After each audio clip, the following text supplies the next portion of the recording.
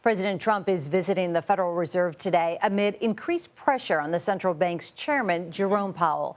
Mr. Trump's visit comes after repeated calls for Powell to cut interest rates, and also follows the president suggesting that the Federal Reserve chairman has mishandled renovations at the central bank, which he claims could be grounds for firing. This is Deputy Attorney General Todd Blanche is meeting with Jeffrey Epstein's co-conspirator, Ghislaine Maxwell, today. He is planning to ask Epstein's longtime girlfriend exactly what she knows. The meeting comes on the heels of a House committee's decision to issue a subpoena for her testimony next month. The Justice Department will also be subpoenaed for the files. And just yesterday, the Wall Street Journal published a new report alleging that Attorney General Pam Bondi told President Trump that his name appeared in the Epstein files back in May. Mr. Trump had said the Attorney General did not tell him his name was included. Now, it's important to note that just being mentioned in the files is not indicative of any wrongdoing. I want to bring in CBS News Chief White House correspondent Nancy Cordes. Nancy, thanks for being here. Let's begin with the president's visit to the Federal Reserve. What is the point of this tour?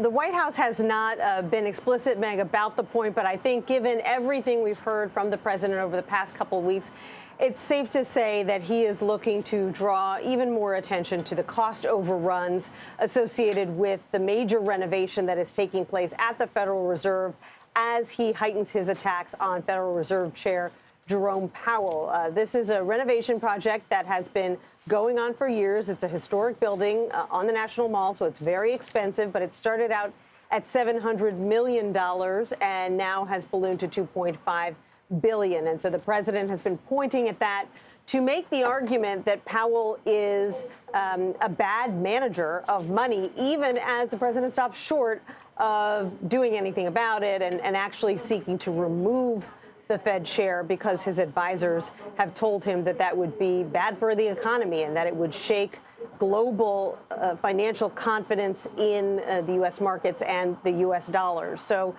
it'll be an interesting trip there to the Fed. Typically, presidents don't hop over to the Fed because they are looking to show that the Fed is independent. It isn't influenced by politics, but that is a very unusual trip that the president is going to be making later today.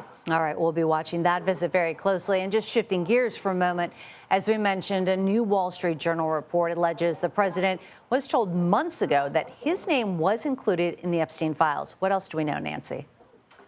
Well, we got a statement from the White House about this. It's not an outright denial of what the Wall Street Journal is reporting, but the communications director, Stephen Chung, said that the fact that the president kicked Jeffrey Epstein out of his club for being a creep should basically tell you what you need to know about the president's relationship with Epstein. And he goes on to say that this is nothing more than a continuation of the fake news stories that are swirling about President Trump and his late friend, Jeffrey Epstein. But even Republican lawmakers on the Hill today, Meg, have said, sure, we think it's totally plausible that Donald Trump was in the Epstein files. Everyone knows that he and Epstein were associates and friends for many years. And just the fact that Trump might appear in those files isn't, again, an indication, as you said, that he did anything wrong.